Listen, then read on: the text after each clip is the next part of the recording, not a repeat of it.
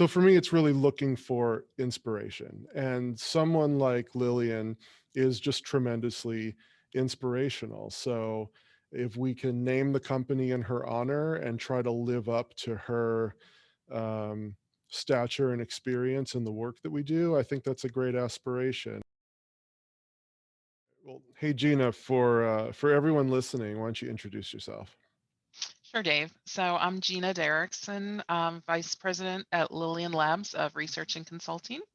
And I've got about 25 plus years of experience. I've stopped counting now in the market research field, quantitative, but a whole lot of qualitative, and becoming more and more experienced in online because that's where the needs have arisen. And for those that don't know, David, how about you? My name's David Paul, and I'm the founder of Lillian Labs, also our sister company, Dialsmith. I've been in sales, marketing, and research my whole career, and specifically in the market research field for the last 20 years or so.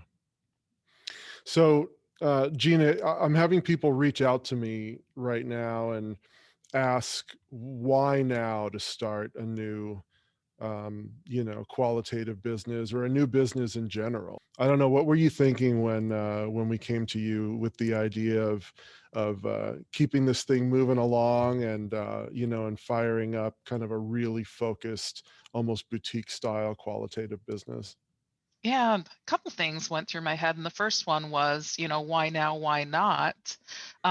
We've gone through so much change this year with our team, and we've really shown that we can overcome a lot of obstacles. We've shown our best side. So, It was a couple months ago now. I came to you with the idea to call the business Lillian Labs. And what was your gut reaction when you first heard the yeah, I name? think my first 30 seconds or so, I thought, oh no, he really loves this idea. What is it?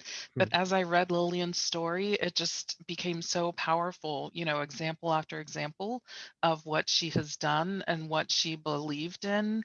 It just made so much sense to me. She worked with her husband for some really big name companies, Johnson and Johnson, IBM, GE, making the workforce more efficient. But Lillian, she had a different perspective. She looked at the faces of the workers and she said, they might be doing more work, but are they happy? So she also recognized them, the workforce, as being humans. And what do we do to make them happy? What were you thinking? And how did you come across the name Lillian Labs for us?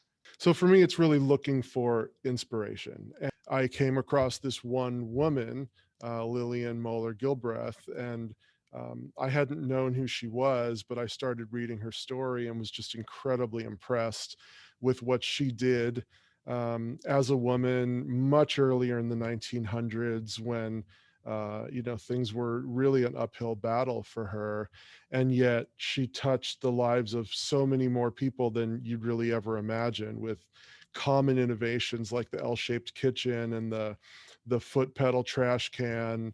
And one of the main reason that we have a refrigerator as part of our branding is that she also invented refrigerator shelving. So before her, it was literally an ice box where you would just put things in your fridge and stack it all up. And so those were tremendous innovations of hers. If we can name the company in her honor and try to live up to her um, stature and experience in the work that we do, I think that's a great aspiration. When I kind of put my Lillian hat on and think about the projects that I work on, I really appreciate that it's so important that you think of your consumers as humans.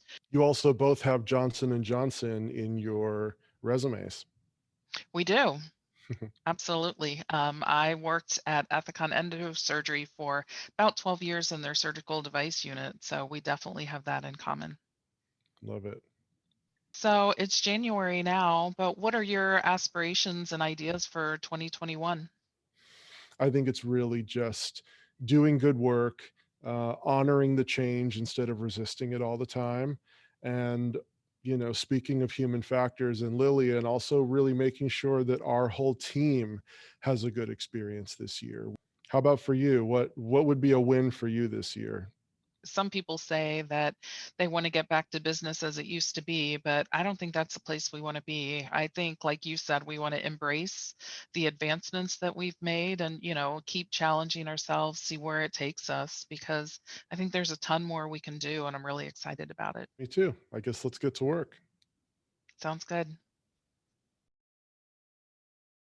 If So anything, I'm that's a little too, maybe too sharp, but anyway, we'll blend oh it. yeah. Yes, you're too sharp. People say that about you all the I know time. all the I'm time. sure That we'll find a All that way the to edit that that in. that Dave, he's just too sharp for his own good. time.